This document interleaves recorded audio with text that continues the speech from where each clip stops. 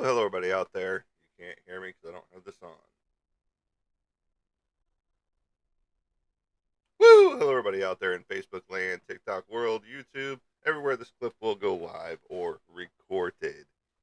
Welcome to the show, everybody. It's great when you're late to your own show, huh? It's going to be 4:12 while in the live days, huh? And here we are at 5:03. I was exhausted after yesterday. So today's title is Work Life. What do you do for a living? What do you do on a daily basis? I am Monty Anderson, your host here at 412 Productions. Welcome to the show, everybody.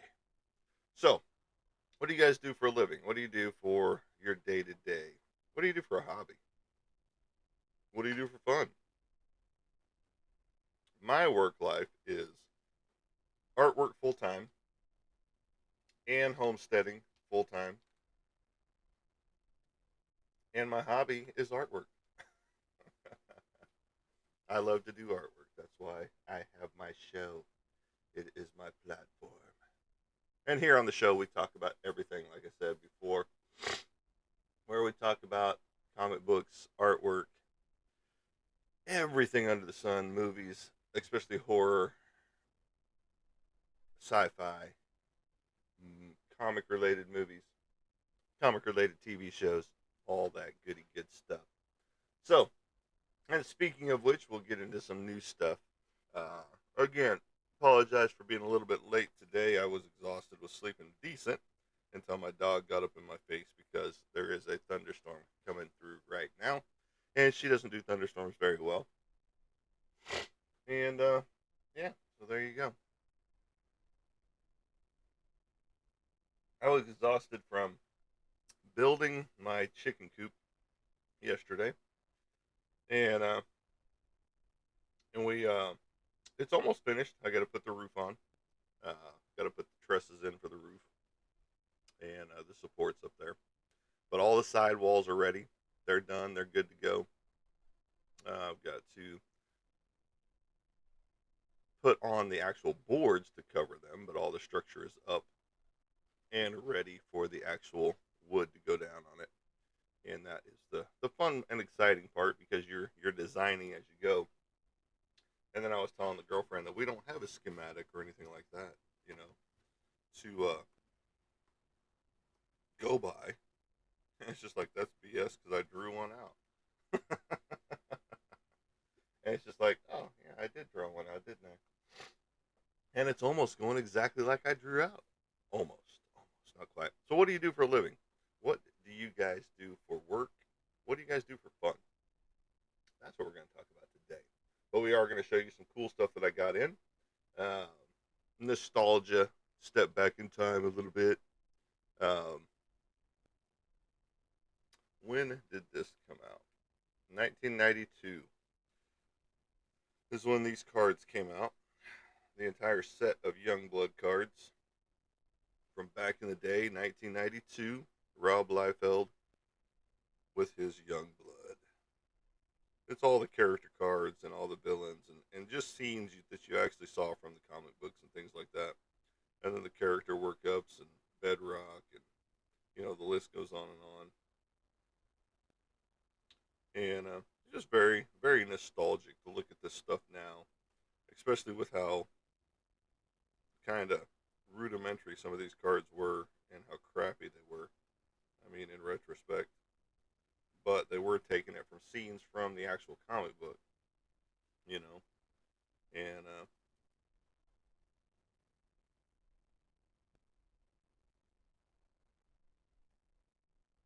in 1992, Youngblood set a record as the best-selling creator-owned comic title.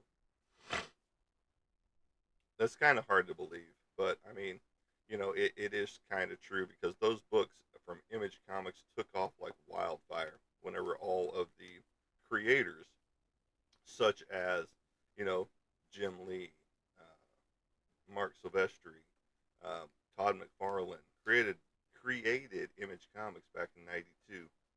Actually, it was '91, but everything started dropping in '92, and all of their books and titles just went crazy back in the day.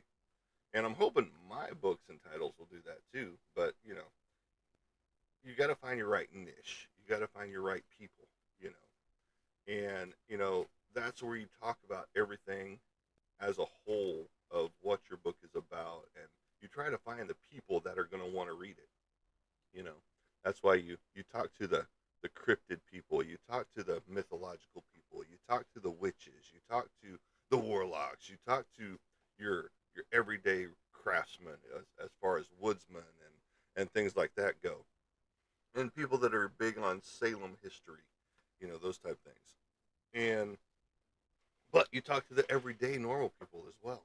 You don't just talk to those people, you know. But it's fun and exciting, and I'm hoping to find the right niche for my comic book.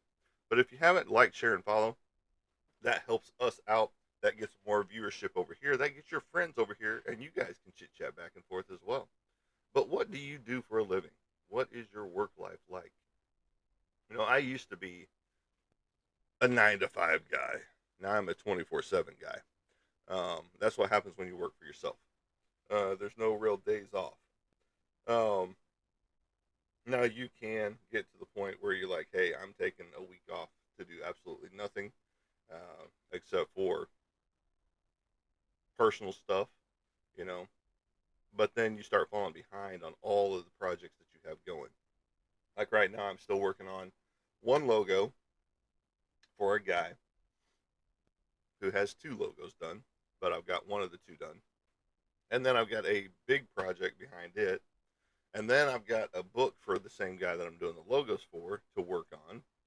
And then I've got a book with another guy who just went to South Carolina to do a preview of his movie, The Forest Through the Trees, over there in South Carolina.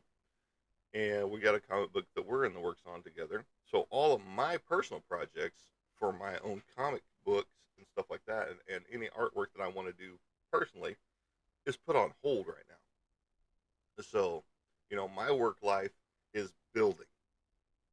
And since it's all in artwork and illustration and things like that, it's fun, but it also can get overwhelming, you know. So what do you do for a living? What do you do? And what do you do for fun? Like I said, and I appreciate all the emojis coming through and all the little whatever they are. I don't even know what they are. That's coming through. That's great. It's always fun. So some of the newer stuff that I've gotten in as well. We already showed you the other Warrior Nun Ariellas. This is the special Chrome edition, which is assortment number 3, number 8 in the run of AP Toys. So right here,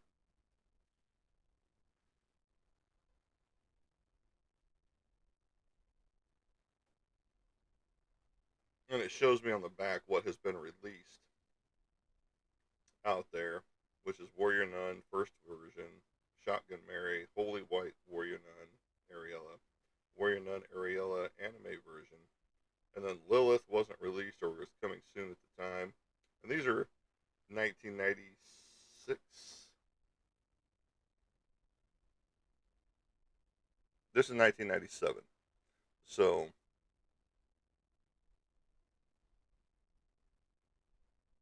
but a lot of action figures were coming out in that time frame. And, this was Ben Dunn's Warrior Nun Ariella, the anime. And, this one was, again, the special Chrome edition. I don't know why it's called Chrome since it's all milk white, on this version here. But that is that. And these are the other two versions from, I believe these were 96. Bless me. This was a lot smaller type back then. Yeah, 1996 was these two versions here, which is the Holy White version, and then the first wave right here version right here. So you have all of these running together. This is obviously the better packaging of them all. It's a lot bigger right there. But Warrior Nun Ariella was my favoriteest AP title at the time. It was a lot of action, a lot of fun. uh, just to watch her go through all of her stuff, all of her situations, and it was just cool. Then we'll get into these figures here. These are all just nostalgia stuff that I didn't get back in the '90s, and I should have because I didn't know they existed at the time. Like it was the Bad Girl era. I don't know if you remember if you.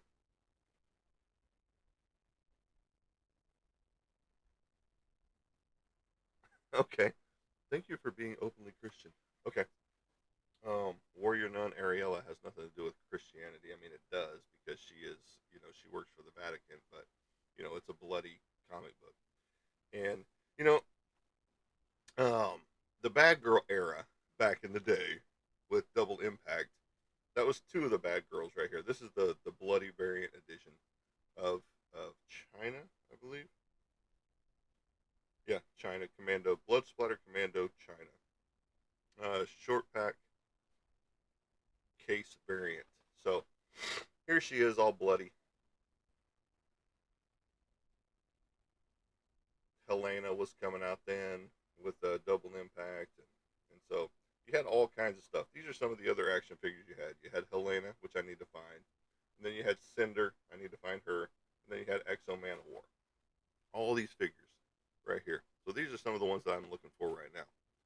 Right there is Helena and Cinder, right there. Now, with that being said, let's put her down. I might show that again. We'll put her down here then.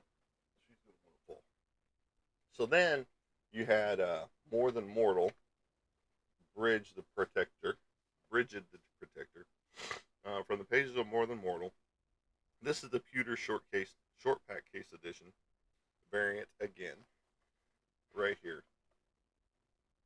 And then coming soon from Skybolt's Toys, you had Razor and Lethal Strike. And again, the whole Bad Girl era going on right here. Oh, he had the Exo Man of War video game. That's awesome. Now, I got into the comic books for a short bit, but it's not something that I stayed into because I really didn't like it. I mean, as far as the Exo comic went.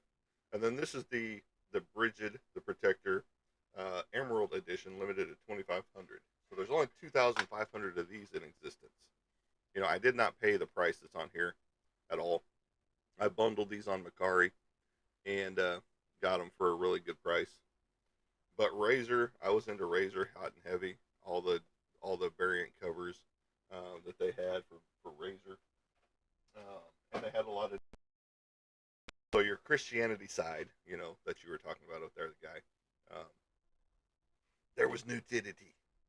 There was titties hanging out and things of that nature, and so and there was a lot of sex in comic books back in the day, and now Exo Man of War, not so much. There was the romance scenes in there on occasion, um, and the the chromium covers and stuff like that they used to do. They don't do so much of that stuff anymore. They started to bring some of that back with the chrome covers and things of that nature and the metal editions and those type things. Now, not Exo Man of War though, but it was cool. I liked it for a short bit, and like I said, I collected certain ones in there, just like Turok and things like that. Yeah, the Exo Man of War comics was okay, but not my favorite. Yeah, exactly. And I collected because it was Valiant Comics as well, and and Valiant Comics just to me was just. I mean, Bart Sears did awesome. I loved his artwork. I loved his crash courses in the Wizard comics and the Wizard magazine, the guide to comics, basically. And I wish Wizard magazine was still around because that was a fun one. It had the price guide in it.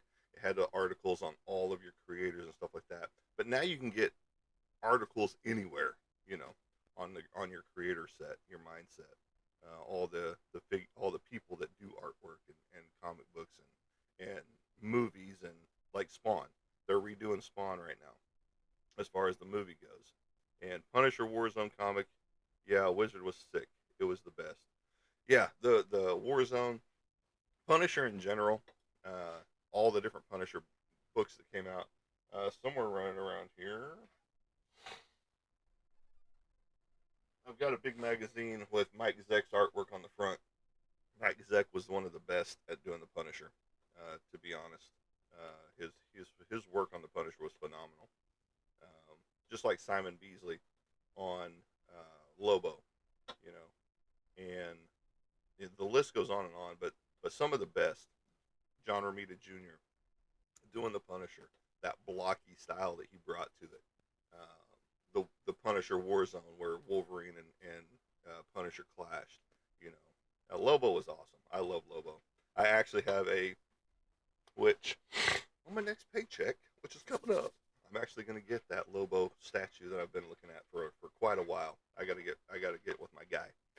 He actually 3D printed it, and he had it for sale at a comic book shop for a while, but now it's at his house, and I'm gonna own that statue. So it's been too long coming actually, and so what do you do for a living? You know, I talk comic books, I do artwork, I do comic books, I draw comic books. In fact, cover number 2 is back there at the back of the room, and uh, for my second professional comic book cover that's out in existence right now. I also like the early Savage Dragon comics. Yes. Now the thing about Image Comics, a lot of their early stuff was really good. Eric Larson doing the Savage Dragon. Um, his work has always been phenomenal. I love his stuff. I interviewed him back in the '90s. It was a an email piece because I didn't talk to him personally on the phone, just like I did several creators back in the day. Um, and I don't even know where those interviews went or got off to. But I emailed Wetworks was another good one. Yeah. Uh, who did Wetworks? Was that Mark Silvestri? No. Who did Wetworks? I'd have to look that up because I can't remember exactly who did Wetworks. But you had so many creator entities from Image Comics that it was hard to, unless you were, like really, really well to do, to collect every title that was coming out on a regular basis. Because I think Jim Lee had 4 different titles from uh, Deathstroke to, his flagship Wildcats. Um, what else did he have? He had Morant Michael and Brett Booth with Blindside, and I mean the list goes on and on of stuff. Profit, from Rob Liefeld with Youngblood. Like I was talking about the Youngblood cards that I just picked up with this whole set of bundling on Macari. 1992 right here, the Youngblood card set, the entire thing. Right there in hand. And it shows and it depicts all of your uh, scenes from the comic books. And it's kind of crappy artwork if you actually look at it. 100%. But back in the day, we thought it was cool. Yes, Gen 13. Yes, 100%. With all the the Janet Jackson cover, from her, the holding her boobs, and with his main character, one of his main characters anyway. And yeah, Grifter was out there, you know. Um, so Grifter was another Jim Lee title. I think I want to say he had 4 or 5 titles, all at once. But Wildcats was the flagship that he kicked off with, just like McFarlane was Spawn that he kicked off with. And then now Jim Lee's not even with Image Comics. He bolted from there and went back to DC Comics, you know, where one of his starts was, Marvel and DC. And that's where all of these creators got their start, was in Marvel and DC. Jim Valentino, Walter Simmons, the list goes on and on of people that of that era got their start at Marvel or DC, and it's just like Rob Liefeld was Marvel all the way because his parents got him hooked up with the right people. He had that Wrangler commercial. I don't know if you remember that, but his parents pushed him into pursuing that and got to the right people and talked to the right people, and boom, he got his launch career at a young age in Marvel. You know, yes, Dark Horse had a lot of good stuff, and that's where one of my favorites ended up after they bounced around for a while, and that's ElfQuest. And so it's like ElfQuest has been my thing for a long time. I anything that is mythological style or whatever, elves and goblins and gnomes and all the weird creatures and things like that. I mean, even my coasters that sit around here, you know, Mothman, the coaster. Plus, I've got the Bigfoot and the Nessie and other. I can't remember all of them that's on those coasters right there, but yeah, anything like that I'm into. And and that was just that commercial was just kind of strange. I mean, it did talk about his life and growing up in the comic realm while he's sitting there sketching out a character or whatever. And the worst part about him, he can never excuse me, he can never draw feet to save his life. You know, I was flipping through these cards the other day, and it was just like, oh, look, there's one of his shitty feet. And let me try and find one.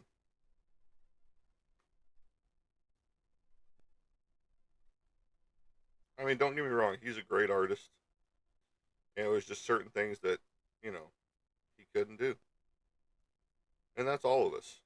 I can do certain things, and then there's other things that it's just like, holy shit, what am I thinking on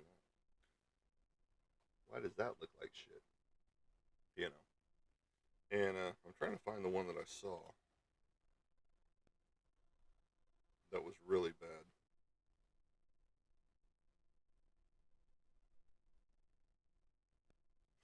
This one here. This one right here. This is Warrior. And just look at them feet back there. That one little foot back there. It's just like a little point right there. I'll show you guys too. That little pinion point back there. But, he did get sued a couple different times from Marvel with a cease and desist.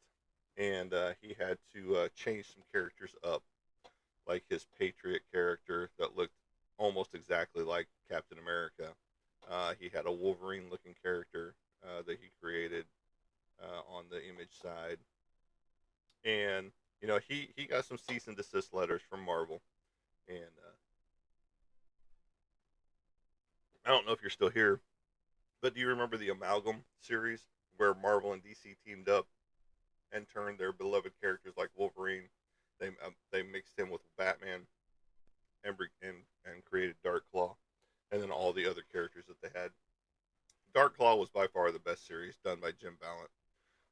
Very awesome look and feel to it, and it's. I wish more people would do that. I wish they would put some amalgam characters together, and so you know it. I didn't like all of them, but Dark Claw, I love that book. I need to find it again because that one was the best one of the series, like I said. And there's that thunderstorm still rolling through. I'm just glad we're not losing power. That's the main thing. Yeah, Dark Claw was good. Yeah, that was one of the best ones in the whole series. But there's been a lot of great comic books back, especially in the '90s and the '80s, '90s, and early 2000s. But then all of a sudden something changed. 100%. I don't know if their work ethic got jumbled or if their brains got fried. I don't know. You know, I just feel like Marvel heroes have more substance compared to DC. 100%. I only like a couple of characters in the DC universe, and that's it. Tops. Can't stand Superman. Not a big fan of Wonder Woman. Um, Batman is my thing. If you look around here, I got Adam West autograph up here. I got Batman stuff on the wall. I've got Robert Pattinson and whatever her name is that played Catwoman autographs on my wall. I got a Batman light up over here. I've got Batman action figures everywhere. You know, and that's the only character that I've really loved on the DC side. I don't do Aquaman. I don't do the Flash, and it's just like so many people love those characters. And they worship the ground that they walk on, and it's just like why. My big bag was the Uncanny X Men, and still is to this day. The 1963 run, not this new shit that they're putting out today that they call the X Men, the Uncanny X Men. Yes, 100%. Marvel characters have more flaws to real life flaws. Yes, 100%. And when Stan Lee and a lot of the creators, Jack Kirby, back in the day, Lynn Wein, uh, the list goes on and on of creators back in the day, that's what they did.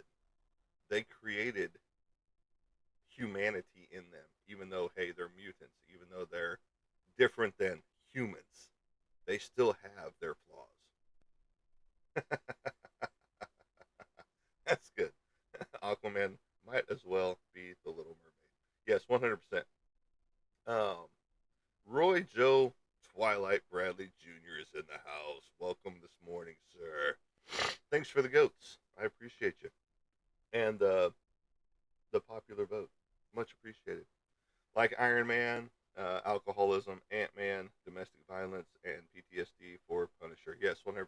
And see, I can relate PTSD for myself with the Punisher. Military man myself here, and got hit with IEDs and gunfire and small arms fire and things like that while I was in Afghanistan. And so drawing helps me, you know, uh, focus a little bit more from the IED blast that I took in Afghanistan. And yes, I'm Danny Bonaducci. How did you guess? I've never heard that before in my life. Might as well call me Boris Becker too, or Opie, as some people have dubbed me. I might as well put one of their pictures behind, so you can see that we're together on that. Danny Bonaducci is my side gig. Yes, I'm that persona. If I had to be afraid of Aquaman or a bowl of Jello, you would pick the bowl. Yeah, yeah, the bowl of Jello would be more terrifying because you could actually die off a bowl of Jello. So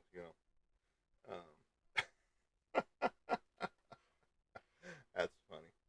Yeah, no, I mean you got Prince Namor, you know, uh, out there as well for the Marvel side of the Fish Kingdom. You know, the Submariner. Um, I was never really big on the aquatic side of the comics, as far as Aquaman, Submariner, anything like that. Fantastic Four was okay to me watching them, but you do get to see all of the flaws, the illnesses, if you will, body dysmorphia in the Thing. You know, I love talking comics. I wish I could stay.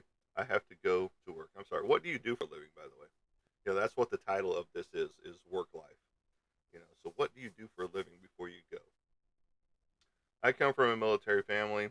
I never served, but I saw it firsthand, PTSD and Gulf War syndrome. Well, I appreciate, you seeing it and knowing that it is real, because a lot of people don't think it is real. Oh, that's awesome. You work on cars. We work on motorcycles and small engines, my girlfriend and I. So I've got a 1978 Honda Goldwing with a 1,000 horsepower engine on it. So haven't even kicked that sucker up yet, but looking forward to it. And then she's got a 1982 Kawasaki, you know, X something or other. Can't think of its nomenclature right off the top of my head, but mine's a 1,000 Goldwing. And but that's what we do. I got a truck that I'm working on too, but I don't work on them, you know.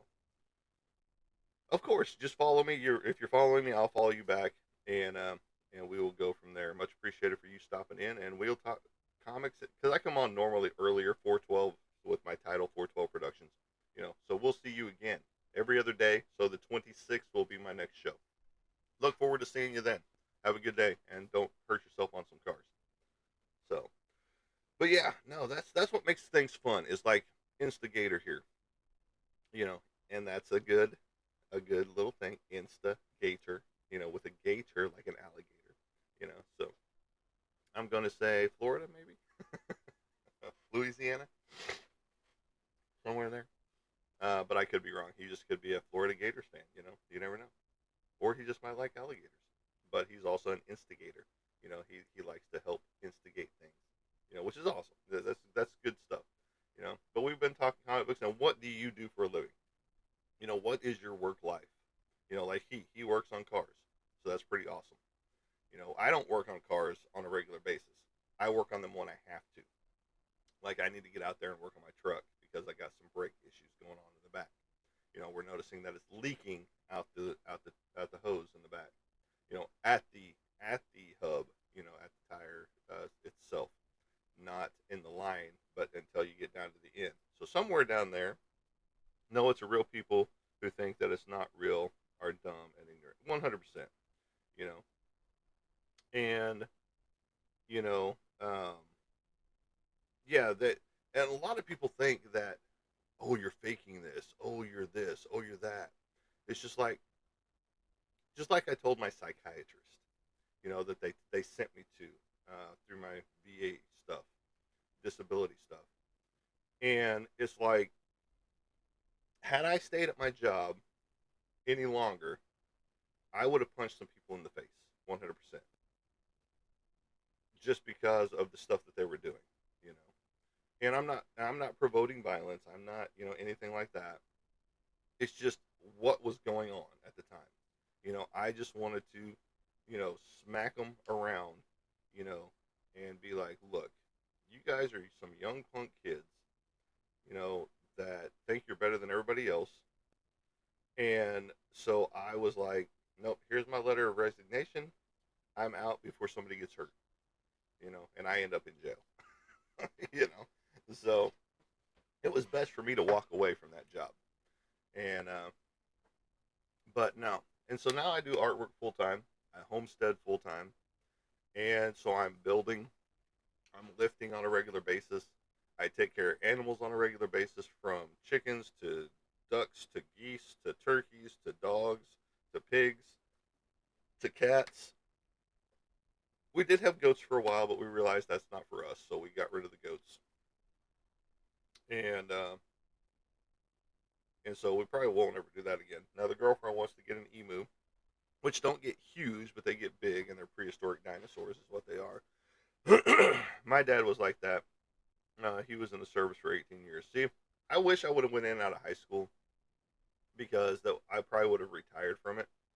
Um, I was only in 8 years, but I was pretty much active duty the entire time I was in. I was National Guard with the Army, because I went in 45th Infantry, like my grandfather, so I was keeping his legacy alive in the 45th Infantry. And he saw some things in World War II and Korea and things like that, but he never talked about the war that he saw. I got some bits and pieces of some of the stuff that happened to him, and he saw a lot more than I did, 100%. But just in my year in Afghanistan, we saw a lot. Very awesome. But yeah, see, like I don't even consider the National Guard and the Army two separate things, even though everybody else does. Just because I was active duty, like I said, my entire 6 years in, with two inactive that they could have called me back. So I did 8 years total, and so, you know 9 days out of basic training, you're on active duty orders. I'm home for 9 days. Boom, I'm on active duty orders going to Katrina. So I'm gone for a month on that, a month and 5 days, and then I'm home less than 6 months doing the National Guard thing, and every month, and then boom, 17-month deployment, 3 month train up in Mississippi, 1 year boots on ground in Afghanistan, and then a 2 month school when I get back. So 17-month deployment right there, all active duty orders. And then I'm home for a month, and then I decide, hey, it's time to go back to the real job, the real world job, which I was an artist then as well. But I get a phone call from one of our lieutenants saying, "Hey, we're kicking off this training program in Oklahoma. Your name was dropped in the hat. Are you interested?" And so I was like, "Sure." So for the next 2 years, that's what I'm doing. I'm helping train troops, getting ready to deploy overseas, showing them new techniques that we saw. You know, because when we were trained up, we weren't trained up with what they saw. We were trained up with what to expect. You know, but we were like, no, we're going to change this up, and we're going to show them what we saw. You know, and what hopefully you don't want to happen, but what you can expect a little bit. He was deployed in Kuwait, Gulf War, and LA riots in the 90s. Oh, very cool. I mean, that sucks for him, you know, because those were some bad times. I had a friend that went to the first Desert Storm, you know, when it kicked off, and then we were the follow up in 2006. You know, the continuation of, because I was there from '06 to '07, and even though things had calmed down, it hadn't really calmed down. Because, like I said, we got hit with an IED, my truck, and it scrambled our eggs up here, from the blast. I didn't get physically distorted because we were in the truck. We just caught the blast, because it was that's how close it was. And then with the firefights that we were in, the car bombings going off, close by. Um, I mean, just the little things that you got into over there for 1 year. Constantly on guard. Never knowing if any mortars were going to drop on you. Like some of our other fobs out there that we went to and visited. And some of them, all they had to protect them was a freaking concertina wire, basically. And then the rocks that they were hiding under or behind. Those type things. And it's just like, dude, I hate to be in your shoes, 100%. But if that's where they wanted to put me, then that's what I would have had to deal with, you know. But the best one was Camp Lumberyard. There was big, like 20 by 20 posts of wood that were squared off. I mean, the suckers are huge, you know. And some of them were as big as this room right here that I'm sitting in, and they had built tunnels inside of these this lumber. So if you got hit with mortar or small fire, you're pretty much protected, because the bullets aren't going through that. The mortar would just destroy a little bit of the wood there, but as far as destroying the whole thing, no, not going to happen. Their only fear would have been a flamethrower at the time, you know. So, but no, I mean, I wouldn't change it for the world. The memories, the friends, the camaraderie, things like that. But as far as what I would change, I would have done it out of high school instead of waiting till I was 33 to join, you know, which at the time was almost the cutoff for the National Guard because it was at 34. And, so, I definitely would have changed some things, you and then I would have retired and had a good pension coming from that, and I might have even made it to the sergeant status, one of those mini sergeants in there.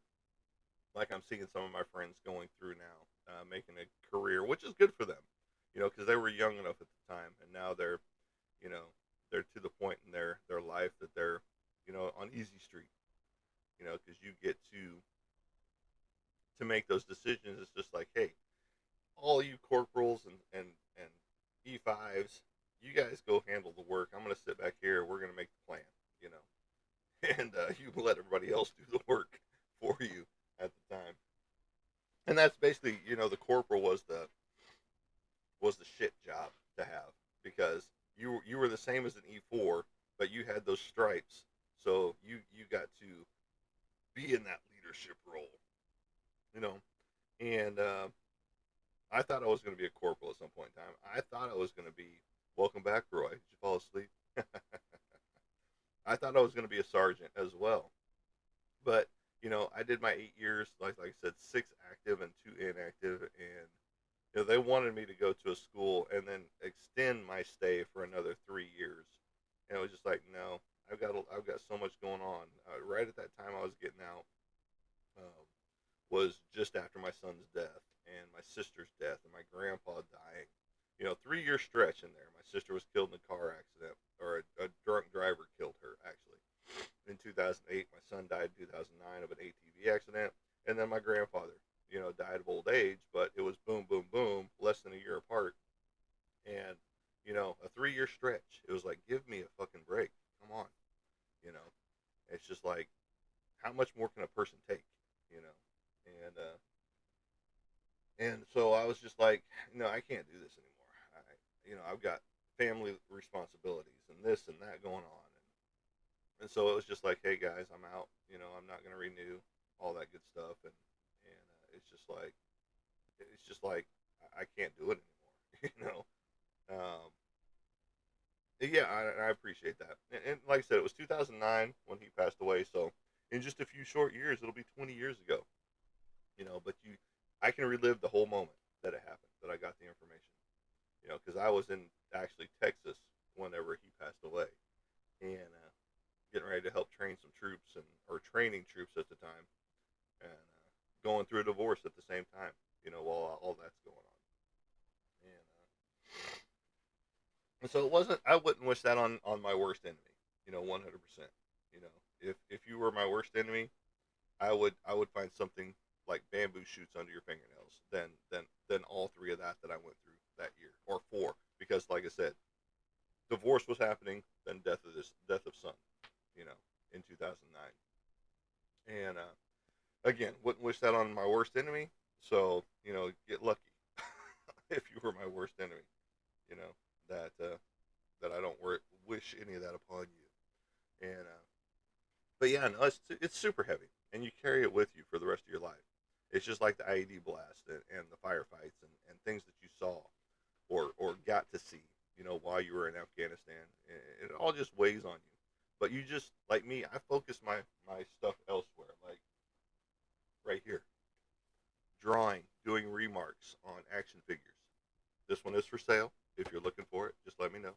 I have another one right here, that's standing right here by. That's Etrigan the Demon, the original style, not the newer style. But this will be autographed by me whenever it do sell. And then my big one right here, boom, boom, boom, my remark right here on this Mecha Venom,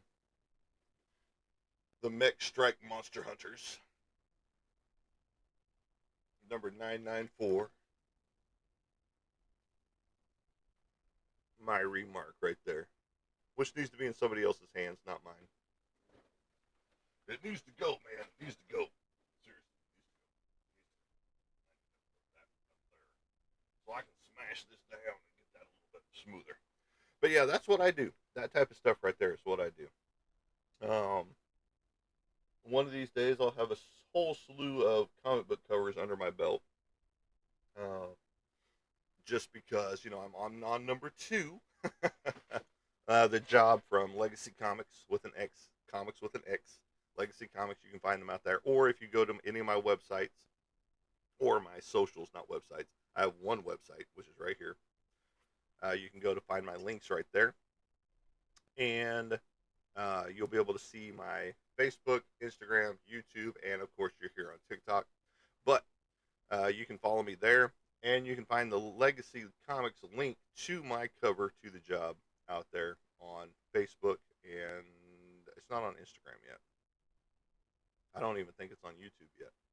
I need to get it out there though. I need to get all those out there on those socials so that people can go buy it, because they're looking to sell 50 of the PDF versions, and it doesn't come out till the summer. So we're almost in that summertime when it's going to drop.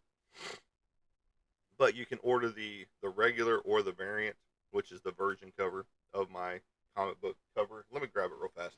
Um, I'm a caregiver. What made me with the elderly for 17 years, but I currently.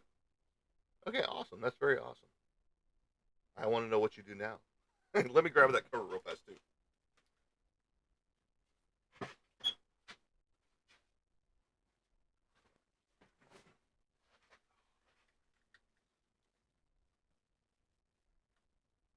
So this is the one you can get the virgin or the regular cover of, which has the job logo right down here on the PDF version right now. But this is his characters who just robbed a bank and being chased by the police. It's a wrestling love story, is what it is. Bonnie and Clyde. Think Bonnie and Clyde, and you know they wear they do wrestling as well. So this is them being chased by the police. She's shooting at them. They're shooting at her. He's driving. This is their married couple. Again, wrestlers that rob banks. You know, Point Break meets wrestling is what he dubs it as. So right there. So you can get this one. This is the original. I still have to seal the edge off with black, and then I've got to seal it.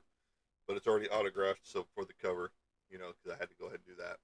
But it does come with my authenticity right there. 412 Productions, one of one. Thank you for purchasing a one of one. Right there.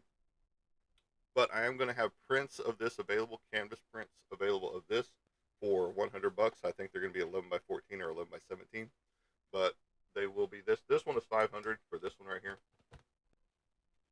So if anybody's interested out there, you can get it now. Goody good style. Which card is this one? Number 2. We dropped number 2 too. Oh my goodness. Right there. So, and I appreciate that. Sick. I like that. But you were getting ready to say you currently do. Unless I missed it.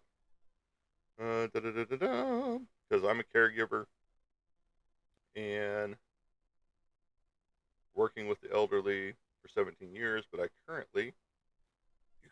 we're waiting, we're anticipating. No, I'm just kidding. I mean, we are waiting, but I really generally want to know what people do for a living, because I used to work as AP. If you don't know what that is the secret shopper inside Walmart that used to follow people around to catch them shoplifting and things like that.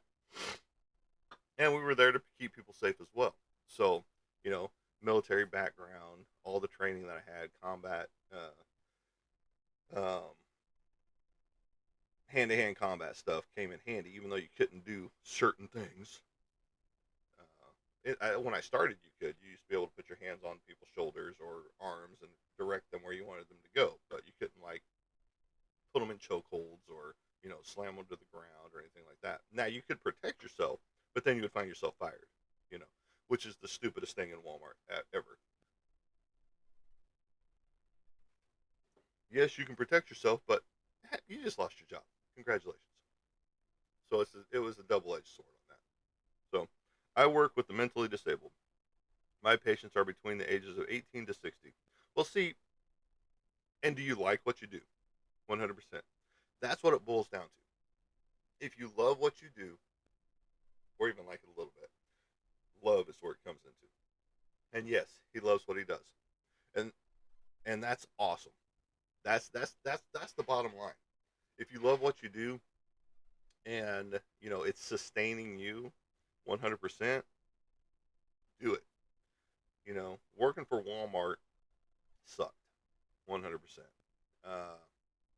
Especially the last 2 years that I was there. I made it almost 10 years with Walmart, but then the last 2 years they started to blackball me for whatever reason. I do miss working with the elderly, but I like this too. See, if it's rewarding for you, then by all means, that's what the job is supposed to be about. There's supposed to be passion there. There's supposed to be love for what you do. So many people just get a job to get a job, and then they hate it. My girlfriend hates working for Walmart. You know, because she's still there. She was working in the fresh area. She likes it a little better now that she's over in the meat section. But the elderly was fun because they were like living pieces of it. 100%. You got to hear so many stories, I bet. And it's just like listening to my great grandmother whenever she was still around. You know, I believe she would have lived probably to 100 and something years old had she not, had a stroke in 1992 at 92 years of age, and then died 3 years later at 1995. At 95. You know, I bet. You know, what was your oldest patient in the elderly care, by the way? Because I know some people in the assisted living homes or even the nursing homes can live up to like 103 years old. 108, see? So that's crazy. 108 years old on this earth, you know. I mean, now if you believe in what the Bible says and you've got, 900 and something year old people walking around, 108 is just a drop in the bucket. But he was still driving. Holy shit. And had never, whoa, and never married. That's crazy. But I do hear about the crazy stories about the love interest in the nursing homes and stuff like that, or the assisted living homes, and it's quite it's cute, you know, especially if it's seven girlfriends, and he never married, but yeah, he was the ladies' man. He was quite the ladies' man. There's more STDs in nursing homes than at college campuses. I can believe it, you know, and and it's just crazy, that at that age that they do have the STDs going around in there. But if you're sleeping around, it's gonna happen. You know, you don't know what Martha's got over there. You don't know what Jim Bob's got over there. Those type things.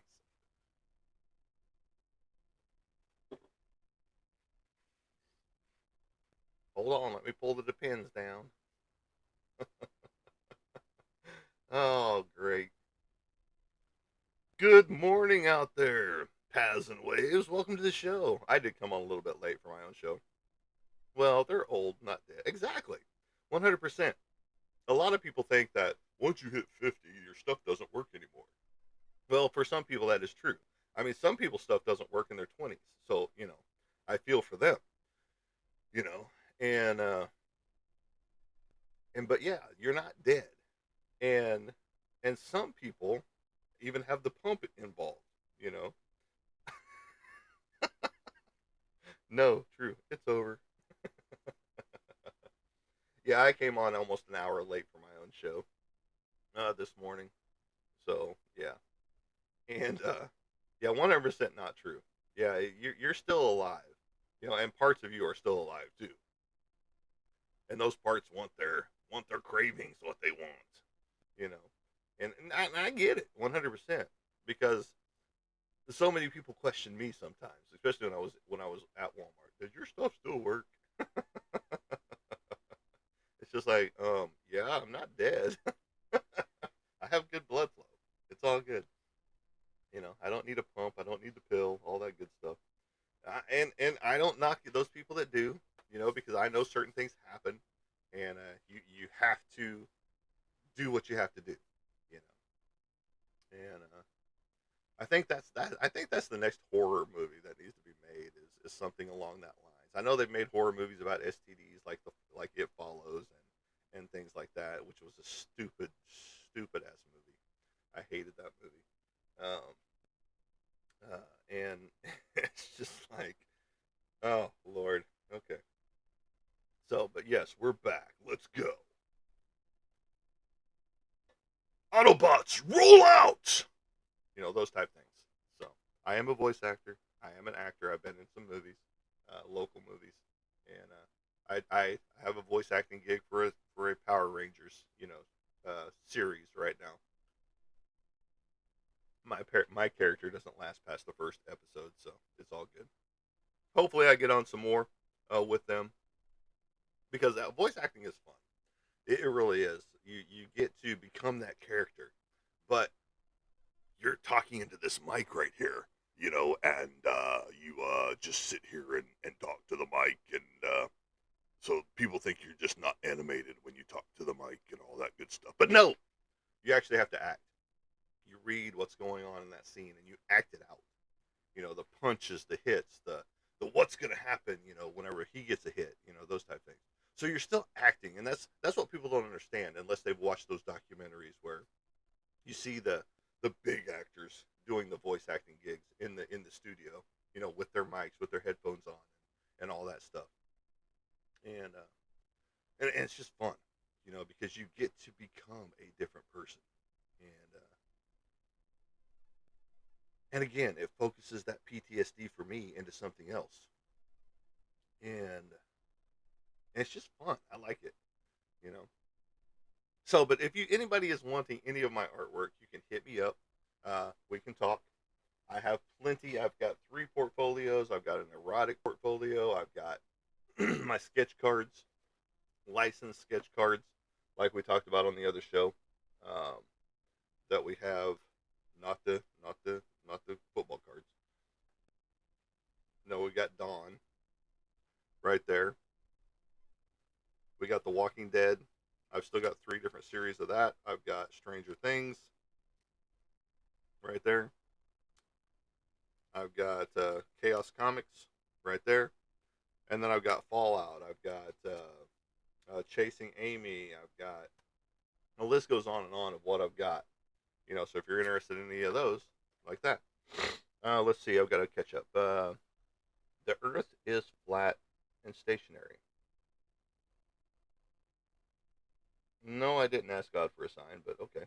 Psalms 104 point or 1045. You asked for God for a sign. This is it. Okay, much appreciated. Sketch cards, yes, 100% sketch cards. Let me pull out a good one here, like this one right here. This I drew on top of this card. It's a blank card, and this is by Chaos Comics. Let me catch up. Did you ever hear about Burt Reynolds doing his voice overs in All Dogs Go to Heaven? No, I didn't hear about that one. But type it up, and I'm going to show off these cards, these blank sketch cards. Yes, blank sketch cards. They come in like this sketch cards. This is a Chasing Amy right here. And what it is, this is from the movie with Ben Affleck and what's her face? I can't remember what her name, Amy something or other. But right here, and I draw on these whatever you want, whatever scene, whatever person, those type things on here. Now,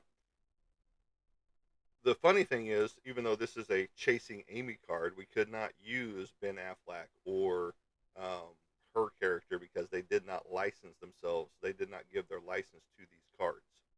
So we could use all of the other characters in there, you know, from Will Smith's movie, or not Will Smith, Kevin Smith's movie, and uh, but we couldn't use the likeness of Ben Affleck, or we could do silhouettes and scenes with silhouettes of them in it, but we could not use their likeness. We couldn't draw them specifically. Chaos Comics right here, the 25th anniversary edition, right there. Red Sonja, I got 2 different Red Sonjas, the 50th anniversary and the She Devil, right here. This is the She Devil one, and I'll just show you the back as well. Let's see. So the little girl and All Dogs Go to Heaven passed away before he got to finish the last scene. Oh, that sucks. Dynamite from Dynamite Entertainment. This is their zombie series right here that they had going on, and this one is from Fallout. So you see the little title of Fallout down there at the bottom, and then right there. And I've got a ton of cards like that, throughout this series right here. Um, Transformers, right there. Where can I put all these? Um, the best one, my opinion, was this one right here. This one was super fun. Puppet Masters. But again, these are blank cards that I draw on, and I draw up whatever scene you want, whatever character you want, all that goody good stuff. Magic cards, you can do rune cards that you can plop out on your friends, and they're like, "Holy shit, that's cool!" You know, Magic the Gathering. I paint on these because marker does not hold well on these, so I paint on these. You have you worked on in LA at like no, I haven't worked in LA. I am out of Oklahoma originally. I started working on these cards back in 2017 with the Walking Dead cards, Fallout again, and Chasing Amy. And so, I didn't even know what I was doing with my first set of these cards. And yeah, Puppet Master was one of those classics. It's awesome. Puppet Master is phenomenal. Marvel, Metal, Avengers, right there. So Burt Reynolds and Tech Guy were the only two in the sound studio 30 takes before he got it. It's sad. Yeah, 100%. That would be some terrible news to get. Here's a puzzle card I was working on for Dawn, right there as well. So yeah, that would suck, So it would make for a more somber moment knowing that the little girl died and the dog died and all that stuff, and for him to do his roles of those characters. Um, this is the Red Sonja She Devil. I'm sorting these out because I had these separate. So that's the Red Sonja. So yeah, that would suck 100%. And then here's the Red Sonja 50th anniversary. I told you it was there. Then you got the Chaos, of course, 25th anniversary edition. So I have X amount of these to use and draw on. So if you're interested in those are $60 a piece. Not horrible. Just like my comic book covers, the blank sketch covers there. And then this is a artist choice, premium artist sketch card. The sucker's super thick, as you can see. And this is by Viceroy. They were pretty cool. I love these cards. But I've also got some other ones in here as well. Uh, Monster and Sci-Fi. And I'll just pull them out. Dinosaur. So you got the Sci-Fi, which I got a lot of those, and I just need to work on some of those. But science fiction from the cosmos, right there.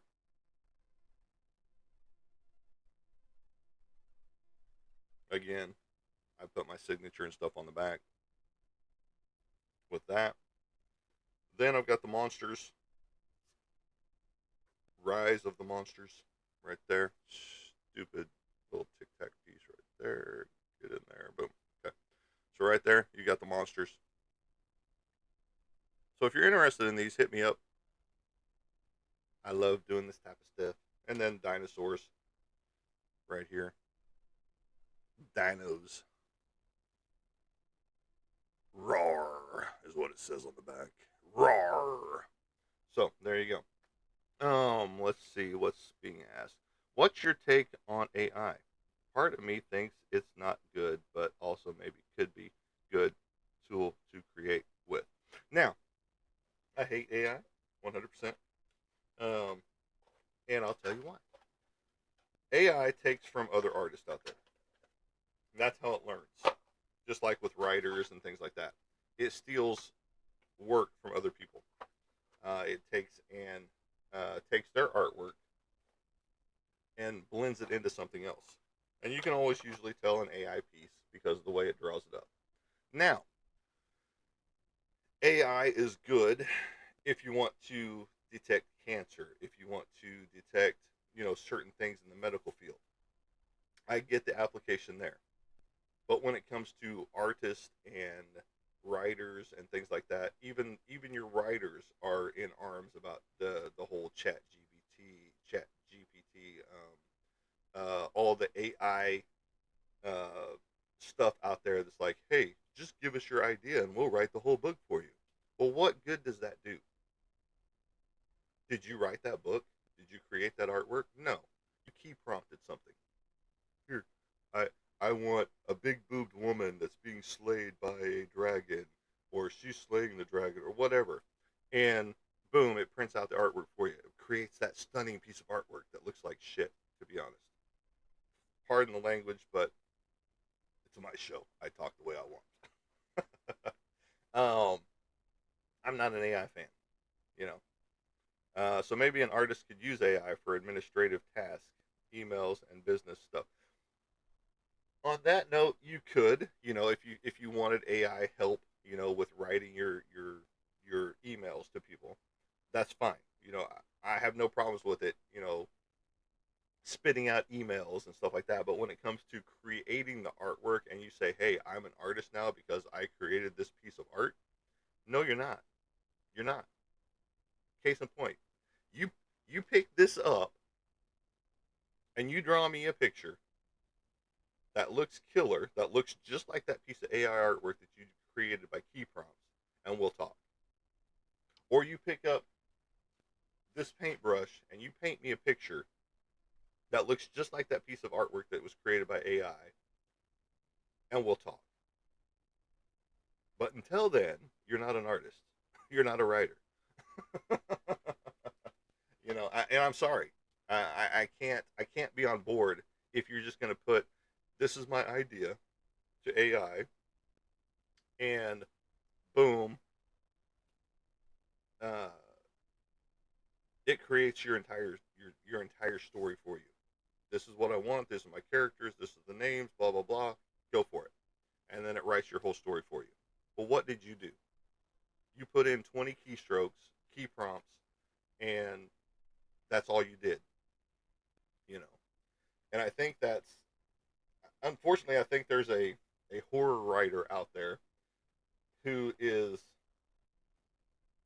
making it famous for himself in that realm. Um,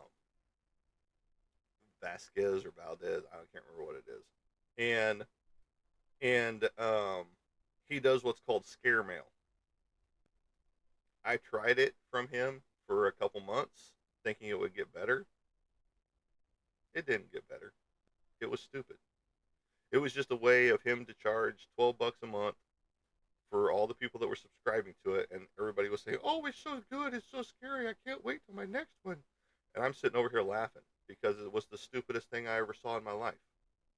Yes, I played into it because I got it for the girlfriend, and I wanted her to have an experience that I thought would be scary and creepy, but it was just stupid. And I want to say 100% that it was AI generated. I don't think he had a hand in it whatsoever, other than, hey, this is what I want, and here's this program that I can. Oh, look, and boom, it printed out all of his stuff for him. You know, and more power to him. You know, if he wants to go that route, by all means. And anybody that wants to use AI for those purposes, whatever, more power to you. But you can't call yourself an artist. You can't call yourself a writer if you're giving the idea to a program and it's creating it for you. You know. And I know I missed some stuff in here. Let's see. So maybe an artist could use AI for okay, da da da da. Agree, no AI for creating, but maybe for biz task. Hope you have a good day. Dog, good day, good things today. Yeah, I'm looking to see how good of a day it's going to be because it's still raining outside just a little bit. Not 100% raining, but it's raining.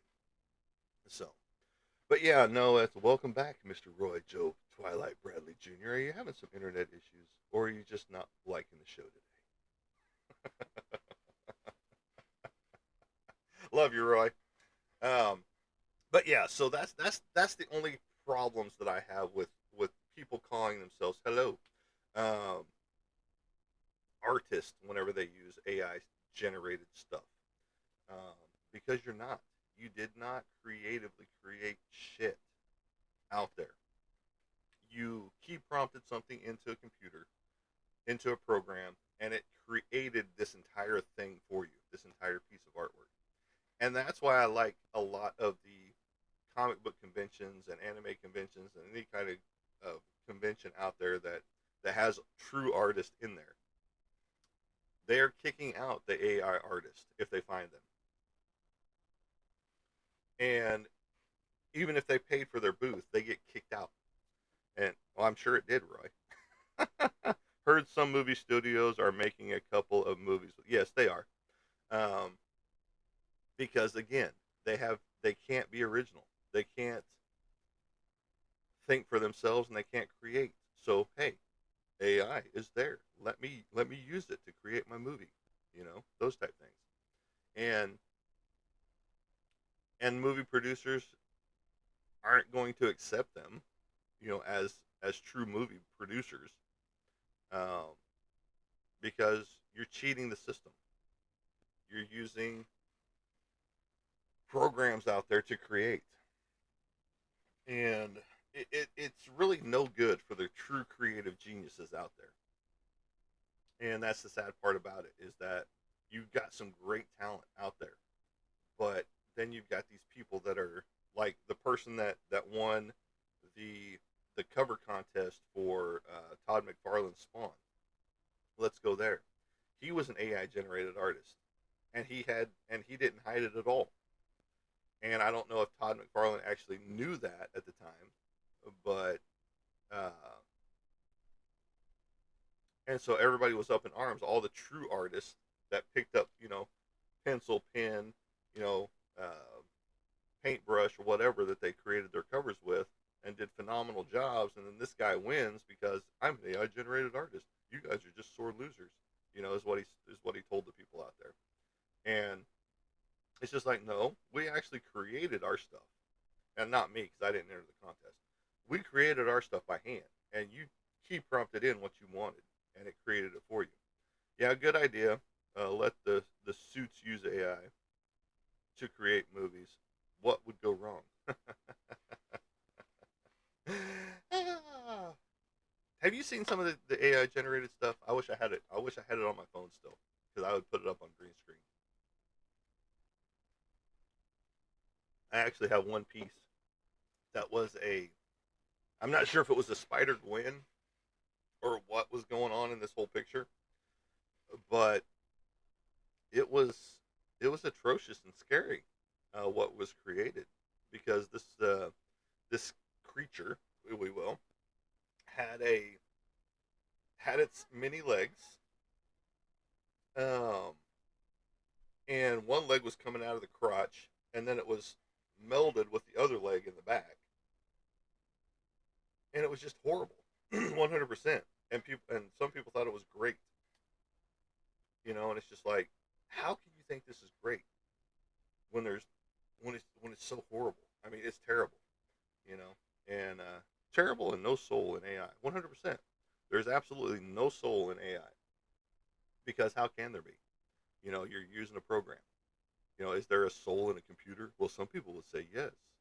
You know, and it's just like everybody says that there's souls in blades of grass, which I can understand that it's a living creature, it's a living creation.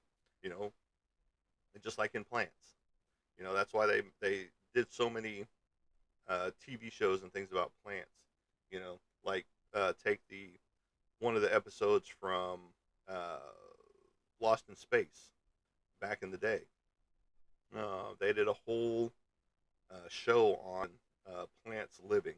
And whenever they would cut down a plant, you would hear it scream. As they're hacking their way through the jungle esque, and then you get to the main characters, and you've got like this carrot type character, and then you've got this other character that's a plant based character. You know, and so they're showing you that there is life beyond the human soul. You know, and then you get the Christian side that says no, there's no other life outside of the human soul.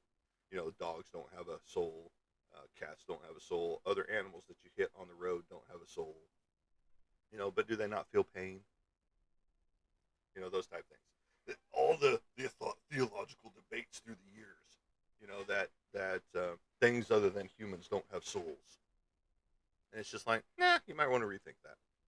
You know, because it there's those instances where you see a pet die on video, and then you see this ghostly image of it, take off towards the heavens. You know, and you see that a lot in video and stuff like that in the paranormal realm. So it's just like that person that came on here just a minute ago is saying that the Earth was flat and stationary, and according to Psalms 104:5 or something like that. But yeah, some people believe the damnedest of things. Maybe different types of souls, self-aware versus not self-aware. Yeah, I get that. And I'm not advocating either side. You know, I'm just saying what people have said throughout the years. There's been tons of debate over that. Just like, is the Earth flat? Is the Earth round? You know, is this truly round, or is this flat? You know, I can show you that it's round, but now it's flat. See how that makes sense? But that's the flat Earth people versus the round marble Earth people. So it's just like God versus Satan, man versus God, man versus Satan. It was all written by man. Was it truly dictated by God or a being of some sort? I don't know.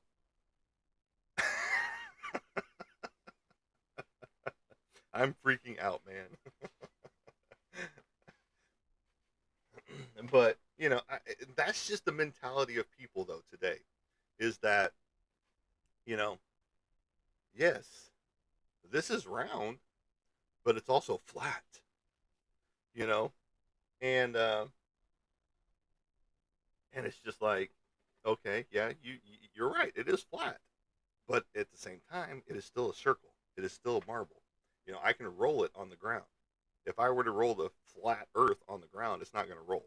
You know, those type things. And but you just gotta love people. I don't, but not most of the time. There's certain people that I do enjoy to talk to. Again, probably like an X round and flat. Well, I mean, if you steamrolled that X, yes, maybe they would be round and flat because they were rounded and then they were flattened. But anyway, that reminds me of Who Framed Roger Rabbit when they flattened the bad guy. You know, but no, you just gotta take everything with a grain of salt anymore, because someone's gonna argue with your logic, no matter what happens. I've seen it one too many times. I get into theological debates with people on Christianity and things like that. Not here, please, not here, because that's some of the things that I don't talk about here is politics and religion. But I do have a friend that thinks he's holier than thou, and back in the day, he wasn't 100%. That whole family was one that you wanted to avoid because they were antagonist, angry people that wanted to start fights and things like that. Um, but yeah, he's a lot more holier than thou these days, and even most Christians are wrong according to his eyes, and he takes the Bible to a whole new extreme. If you ever read one of his pages, one of his posts, and on his page, and it's just kind of crazy the the mentality. I was a Christian for a long time. I even held a doctorate, not a doctorate, a pastor's license for a year. Okay, and so I can speak on different things and what I've seen throughout religion. But let's go back to the early days, the whole um, you know uh, the the the writings back in the day. People will always think they are better regardless of beliefs or no beliefs. 100%. No bigger, like bigger house or car equals money, etc. Yeah, 100%. Yeah, because I drive a BMW, I'm better than you. I've got a Lamborghini. I've got a McLaren. You know. Okay, so you're spending a lot more money on a car that if it breaks down, you're never going to be able to fix it. Congratulations. Plus, your insurance is out the roof. I'm happy for you. You know, what happens when you drive it to Walmart and it gets scratched? you know, there goes a $3,000 paint job on that car. 100%. Give me my 1957 Chevy, Bel Air, hardtop, you know, and you enjoy that $600,000 car or whatever you've got, you know, or give me my beater truck that I can take to the salvage yard or the compost yard and have them dump the dirt and gravel in my truck, and I don't give a shit. See, there you go. I've got a 2001 Dodge out front. I'm still waiting to get my title on it. But yeah, 1990 Chevy. See, I had an '88 Silverado Scottsdale, and I loved that truck. You know, can you please explain what you meant when you said you kissed your homeboy in the lips? I'm sorry, what? I guess you're kissing your homeboy on the lips over there, whoever you are, drifts. I guess this guy's kissing his homeboy on the lips. I don't know. I don't know what he's talking about. So, but this is the type of crazy stuff that comes in, that people want to get a reaction from. So, but you keep going and kissing your homeboy. You're good. I mean, we don't care. We don't judge here when you kiss your homeboy. Uh, Trump or Harris? See, we don't talk politics here. So you can keep on moving. You can keep throwing stuff out there. We're not going to talk politics or religion. So you're good. Those are the two subjects we do not talk about here. Do you remember your first car? Of course I do. 1975 Ford LTD, 460 engine, police model, black with red pinstripes. Had the fender covers on the back so that you could have it more stylized and straight streamed. And red interior. It was a dark maroon interior. Huge trunk space, huge engine space. It was a big boat on wheels, is what it was. And I actually bought it from my Social Security money that was coming in from my dad's death back in that time. But I didn't realize I bought it. My parents said that they bought it so for me, but I was the one that actually bought it for myself. And had I known that, I wouldn't have bought that car. I would have bought something else, And that was in the that was in the 90s, early 90s, because I was getting close to graduation. I was almost a senior. It was my junior year car, and because I could walk to school from where I lived, and but he had it for sale. I think it was like $500, and they were like, "Yeah, we'll buy it," and it purred like a kitten right off the bat. You couldn't hear this engine for nothing. 160 on the dashboard, and I got it to 140 one night. After prom, after graduation, and taking my cousin home, uh, back to Watonga, Oklahoma. And I got up to 140. I would have got her there in 45 minutes if I hadn't hit a big pothole in the middle of the road and lost my hubcap and stopped to look for it. Great car. It just started falling apart, and I couldn't keep the money under the hood because I didn't have a great paying job back then. I was a bag boy stacking groceries at a local grocery store, Kennard's, and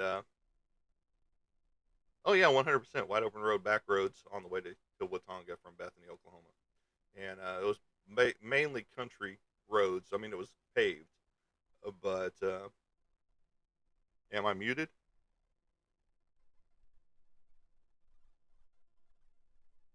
No, I wasn't muted. My mic went out apparently. It's either going out or something. I think after a while it just like no, I can't hold on. We'll switch over to the other mic. No, my mic is going out. That one's dead. So switching over to the secondary mic. And sorry about that. But no, backcountry roads basically. Uh, they were paved roads, but I hit a big old pothole, and that was took up 2 lanes of the interstate right there, or not interstate, but the back road. Because it was 2 lane roads, country roads, and so 140 is what I hit.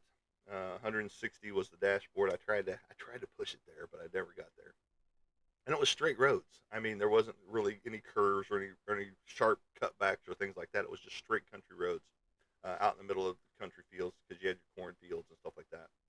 Children of the corn. But no, it was awesome. And like I said, it just got to the point where I couldn't keep money under the hood to keep it going. And 100% summer, it was like 1 or 2 o'clock in the morning when I was taking her back to her house, and because she stayed over after her mom left graduation, and she stayed with my parents. They chit chatted a while, and they were like, "Hey, she needs to get home because she's got school next day or whatever." And so it was like, "Okay, I'll take her home."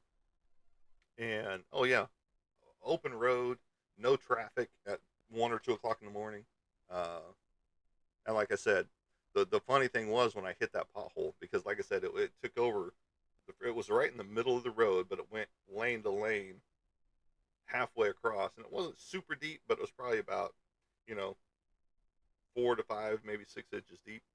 And I hit that thing with my front left tire, I tried to avoid it after I saw it, but it was too late because I'm 140.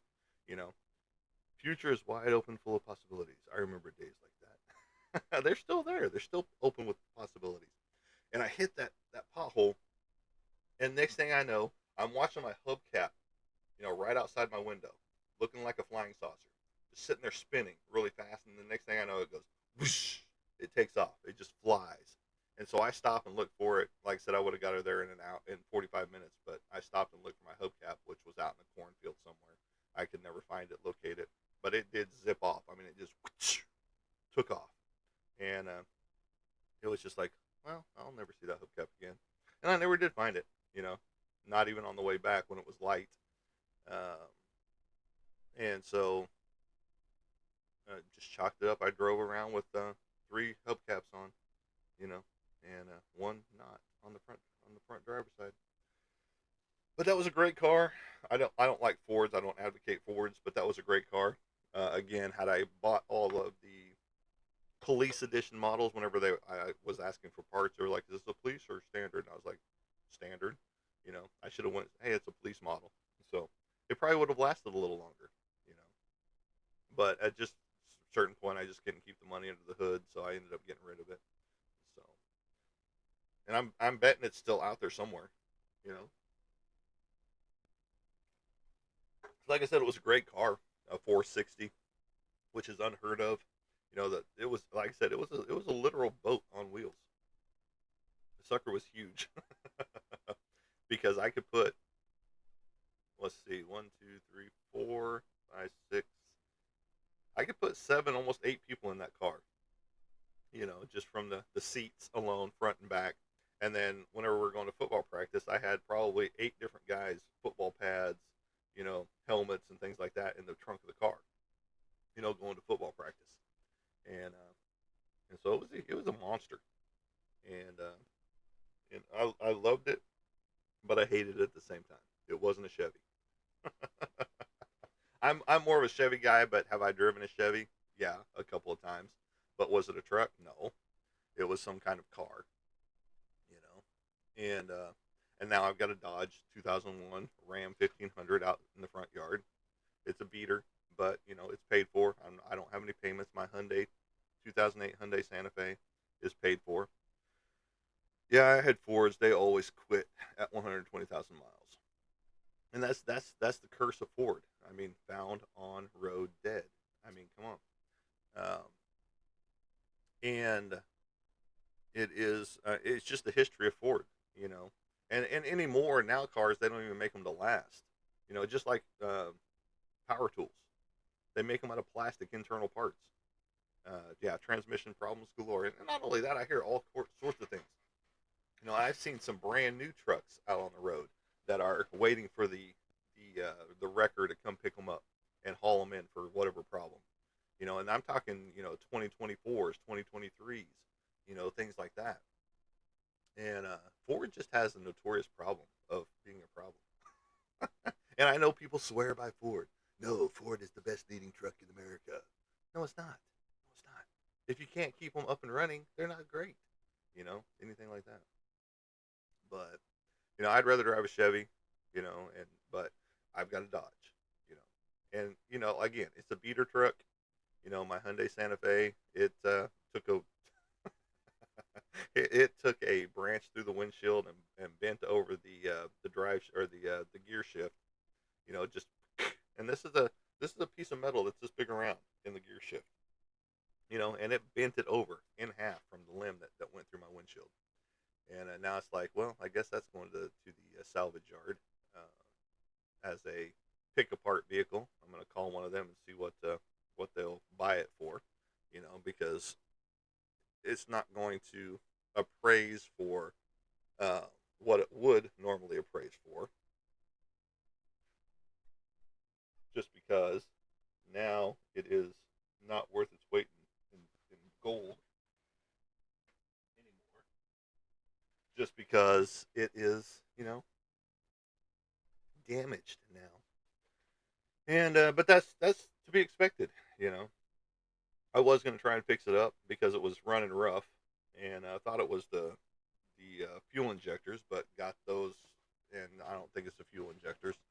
But now it needs a new windshield, it needs a new gear shifter, and it's just like it's not worth it, you know, um, to get it fixed up and go from there. So because now that it needs a new windshield, it needs some new uh, dash work where it came through the limb came through straight down and tore some things off the dash, plus some stuff off the radio and all that good stuff. And it's just like it's just not worth it now. It's just better to just salvage it out and get what I can for it and go from there. But I do still have my lifetime Sirius XM subscription though. So once I get a new radio for my truck, I will, transfer that over. And but I've got to get it legalized first so I can drive it around. Oh, this is 8 months. I mean, I did get the paperwork. I got the bond for my truck, which is some of the steps that I've had to do. And we're working on almost 9 months of trying to get a title for this truck to get it registered, legalized, and all that good stuff, so I can get it, drivable, so I can go get my disabled veterans tag for it, so I can, you know, all kinds of different things. And we've got parts for it that we're putting on. We've got things that we need to work on still, all that good stuff. But it's just been one nightmare after another since buying this truck, and it's just crazy that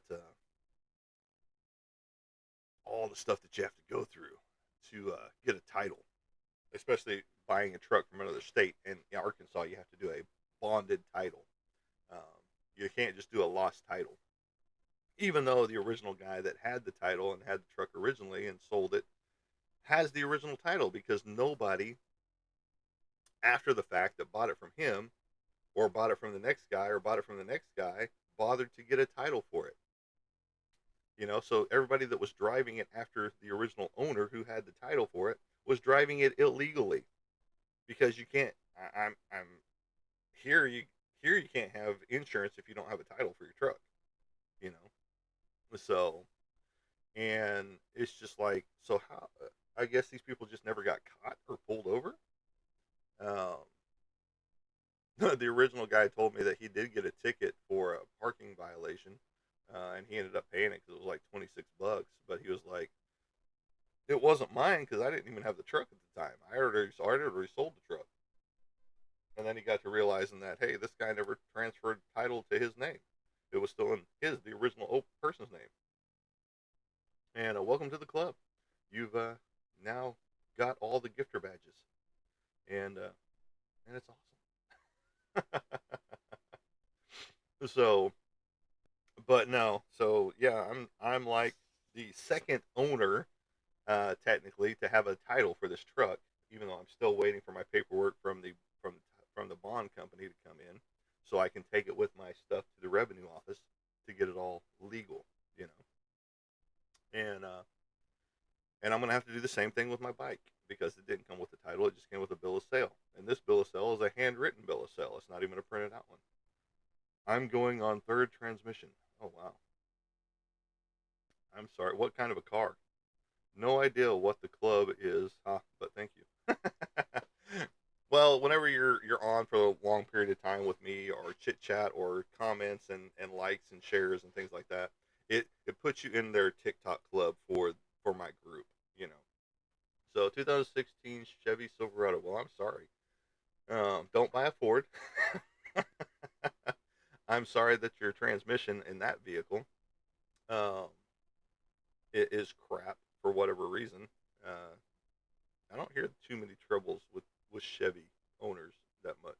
I mean, I do hear the troubles because I do see people, broke down on the side of the road, but it's usually an older vehicle, not a 2016. But, I'm sorry that you're on your third transmission already for that vehicle. That does suck.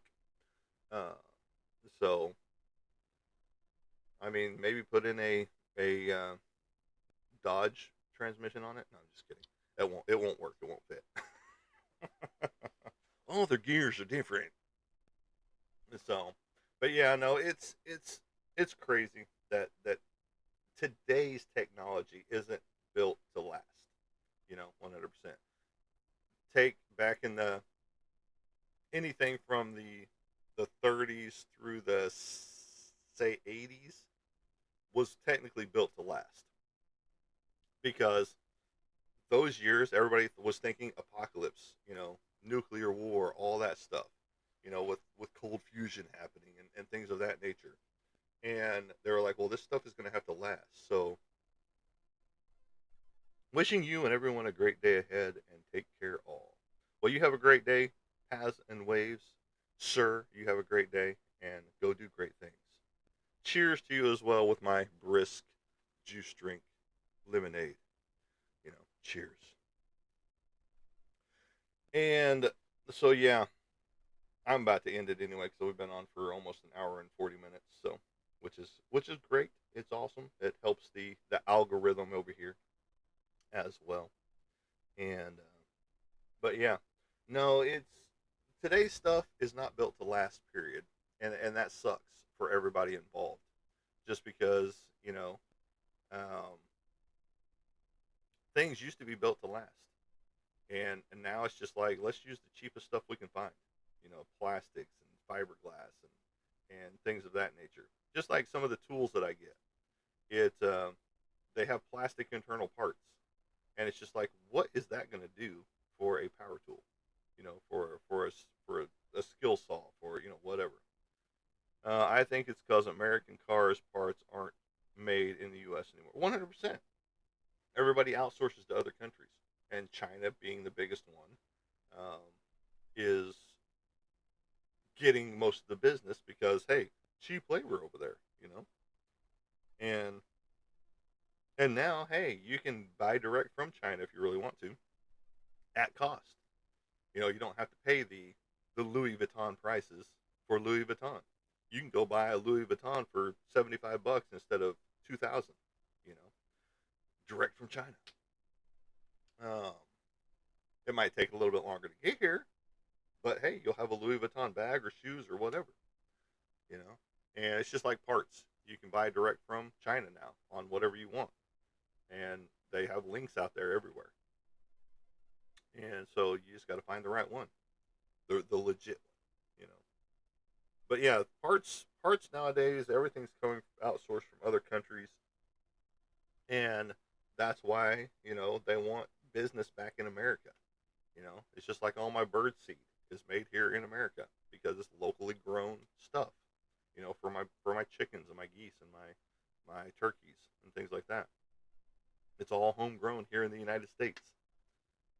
So I don't have to get it outsourced from China or Korea or Japan or Indonesia or wherever. And so it's just buy American. Just like my artwork, buy American. It's all made here in America. None of my stuff is outsourced. Even my prints come from the United States. They don't come from outside the United States. You know, so that makes it good, makes it better. I need to find out how to order direct for transmission. Yeah, that might be a good idea. Um, I don't know.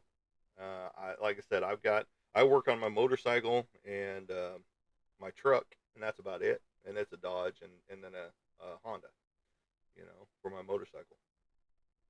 And I don't know where to get direct parts from.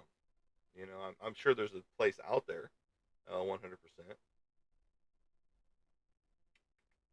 Trying to think of, I mean, it would be a quick Google search to try and find one or direct, those type things.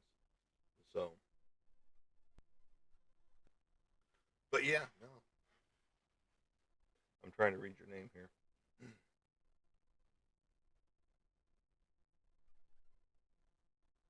The Big Red Lose Army.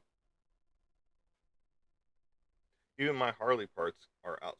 Well, yeah, 100%. I've got a bunch of Harley riders, military friends of mine that like their Harleys, and I just bought this '78 Goldwing, uh, 1,000, which is 1,000 horsepowers. Under the hood in it, and it's a 1978 Goldwing, Honda Goldwing, and so that's gonna be fun.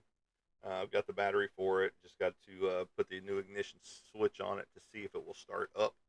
Uh, because it doesn't look like there's anything wrong with it. It's got a clean tank and all that good stuff. So I just bought it. So we're going to see if we can get it started relatively soon. We're trying to get some good parts for the girlfriend on her uh, Kawasaki, but we're having a hard time finding a tank for it for her Kawasaki because we bought one that said it would fit, but it doesn't fit at all. Thank you for your sacrifice as well. I'm not retired, but I did my 8 year stint in the Army National Guard, but I was active duty my entire pretty much 8 years or 6 years into inactive. Going to Afghanistan and Katrina, and then being a trainer whenever I got back from Afghanistan. So I never saw my 1 weekend a month or 2 weekends out of the year like everybody else did. So, appreciate your sacrifice as well and your family's sacrifice. Uh, I am divorced twice. First one was due to military, kind of, and she wanted a divorce. And then the second one, I asked for a divorce. So, those type of things. You retired in 2009. I was getting out of the military almost at that point in time. 2010 is when I was out. Was in Afghanistan from '06 to '07, and Katrina in 2005. So, um, but yeah, I appreciate your sacrifice. And had I gone out of high school, I would have retired from it as well. I hope you don't have three wives right now. I know that says ex-wives, right there, but no, I have two ex-wives, and I've got a girlfriend now, and so we're not planning on getting married, so um, we're just enjoying the camaraderie and all that good stuff. So just your dog. No, I get that. I've got 34 birds, which includes ducks, geese, and turkeys with my chickens, and then two pigs, one true potbelly. He's pretty small. He's 25 pounds, but he's a chunk. He's got the little pot belly going on, and then our big one, which took all over the coon side more than the Julianne side. She's about 150 pounds, if I had to guess. She's dropping a little bit of weight, but since I do have a homestead, that's what I like doing is having all these animals around. Helps with the PTSD and all that good stuff, and keeps me from smacking somebody in the face, on a regular basis. That's why I do artwork and homestead on a full time basis. Even my psychiatrist said I shouldn't be in a work environment. So I guess I can say I had three pigs. Well, they were probably cash pigs, you know, draining your cash supply. Um, if I had to guess, 100% military to military. I get it. I had a buddy that had some ex-wives, and he was getting charged somewhere almost $2,000 a month, in child support between the two at the time, you know. And thank you for your service, gentlemen, says Roy Joe Twilight Bradley Jr. And thank you, sir, for acknowledging. And it is Memorial Day weekend, and we know is what that entails. It's all the fallen um, soldiers of the past to present that did not make it home to their families, and some that are still missing in action.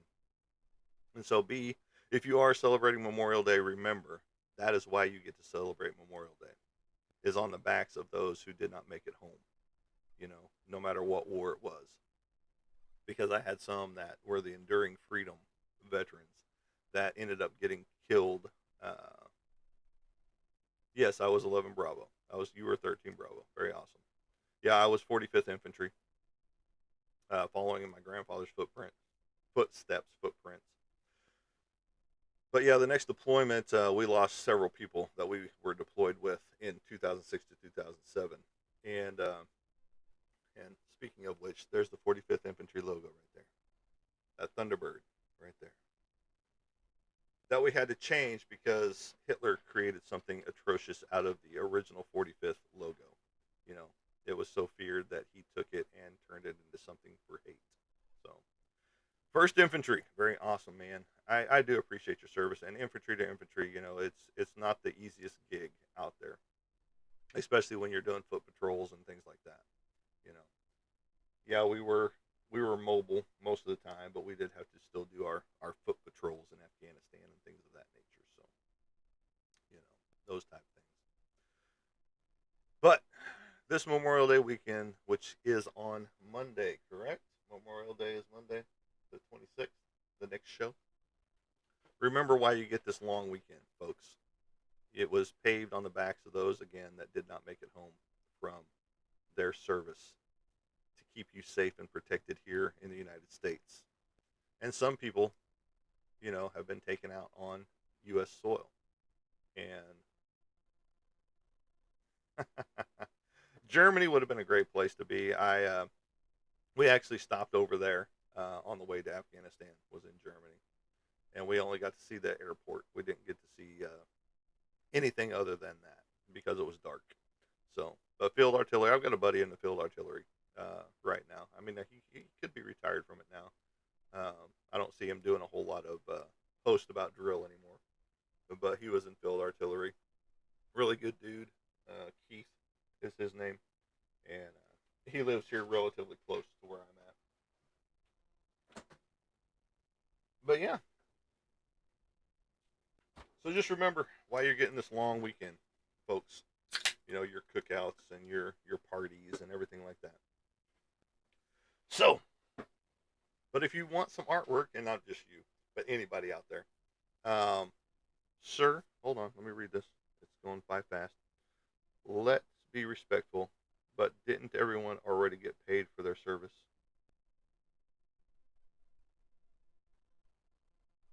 No, not everybody got paid for their service, unfortunately. Um, so the mold. You went in '86 and retired in 2009. See, had I joined out of high school, it would have been 1991 that I went in, and I would have been retired right now, from the military. And that's not what service is about. Service isn't about a paycheck, you know. I mean, congratulations for turning it into something of a monetary value for someone who gives up life outside of the military. You go away from your family for years at a time sometimes, like 17 months on a deployment. So, 9/11 was in Sandbox. Wow.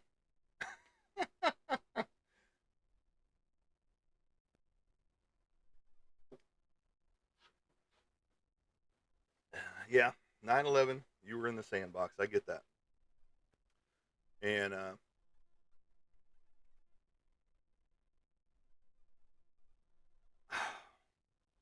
sorry, that last comment about getting a paycheck. That's not what being in the military is about. So, no, 1991, I was in the Sandbox. Yeah, no, I get that. Um, and again, I greatly appreciate your service, and you led the way before me. But yeah, '91, I was just getting out of high school and living life. I was being recruited by the Marines, and because of my skills in sports and things like that, so I got all these awards from the Marines and stuff like that. And then they just kept calling me, and I was like thinking to myself, I didn't tell them that, but I was thinking to myself, I don't want to stop tanks with my head, you know, because that's what I thought it was all about. I'm saying that military people already received compensation. They literally recruit anyone. It's their job. I mean, no harm. No, I get that, and I understand. But whenever people boil it down to just a paycheck, getting paid for being in the military, it kind of sets some of us off who love doing what we did, and we didn't do it for a paycheck. You know, and the paychecks weren't really that great. Especially if you're doing the National Guard thing.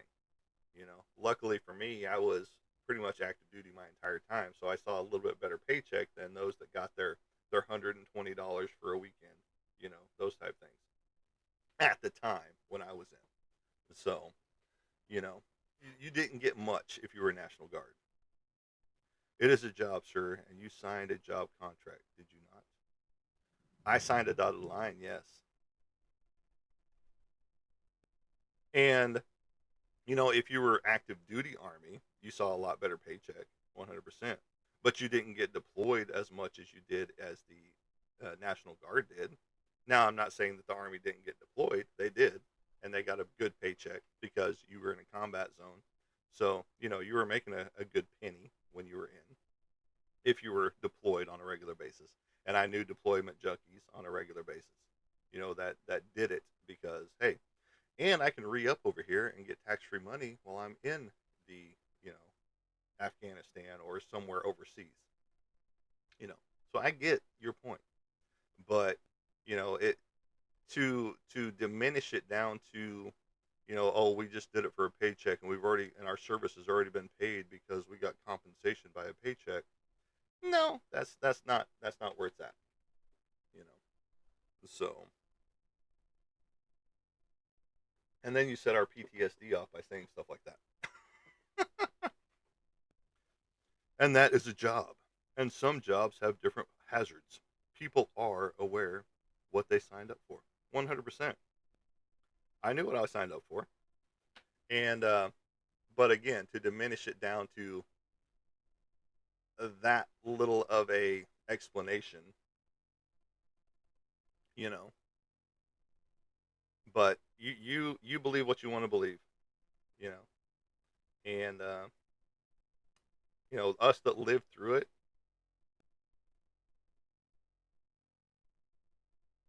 and that's active duty, right? Active duty Army. And for some people, in the 80s at E4, making 800 a month was nothing. You know, I think doing my National Guard side, I really didn't make that much um, as far as doing my 1 weekend a month. So what I'm saying respectfully is that military have received the compensation they signed up for. Respectfully, you can believe what you want to believe. You know, we're going to leave it at that. Because in reality, joining the military isn't about a paycheck. It's more about the respect for the country, 100%. The respect for the flag that flies. The respect for wanting to help other people, that don't believe in military personnel, period. And, that's why all the people coming back from Korea were getting spit on and called names and things like that.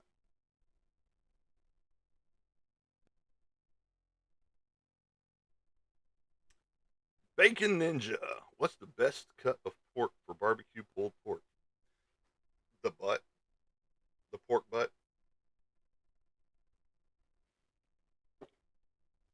or the tenderloin?